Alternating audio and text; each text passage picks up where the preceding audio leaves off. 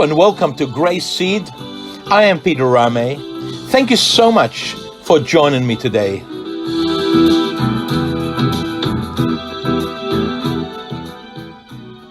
On today's GraceSeed, we turn our attention to the control freaks and how to deal with them.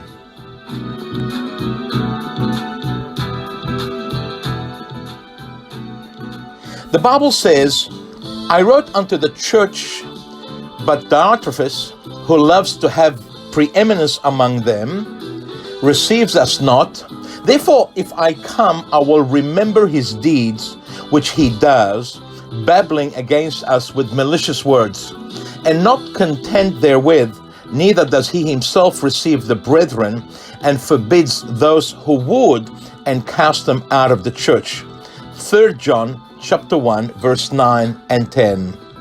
If you've been involved in working with people at any level or for any period of time, you would have by now undoubtedly come across the Diotrephes control freaks of this world. Unable to deal with their hidden insecurities and unwilling to heal their wounded emotions, those Gestapo-like control freaks who think we still live in a police state have developed that horrible urge to control others around them. They clash with people right, left, and center. They correct anyone and everyone they come across who doesn't cross the T's and dot the I's exactly the same way they do.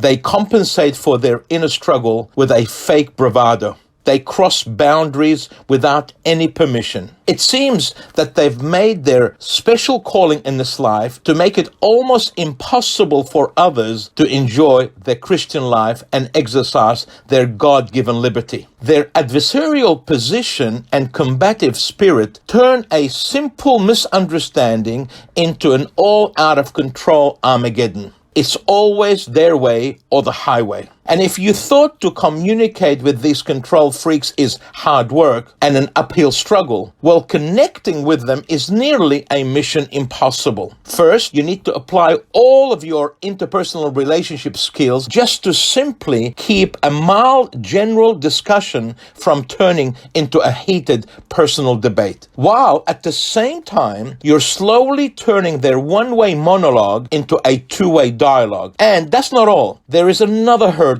If you happen to see the issue differently than they do, or perhaps you don't share their point of view on either the problem or the solution, well, that's a big no-no for a control freak. Why? Well, because control freaks have an unnatural tendency to interpret disagreement with them as disobedience to them. Oh, another thing, be careful when you ask control freaks for their advice. They take it as if you're seeking their permission. Finally, if you allow them, control freaks more than likely will provoke you by their unreasonable demands and unrealistic expectations. The key is not to fall apart, react angrily, or argue with them. That's a total waste of time, but rather to stand firm, smile, look them in the eyes, and respond calmly with this statement: I appreciate your acceptance, but I can live without your approval.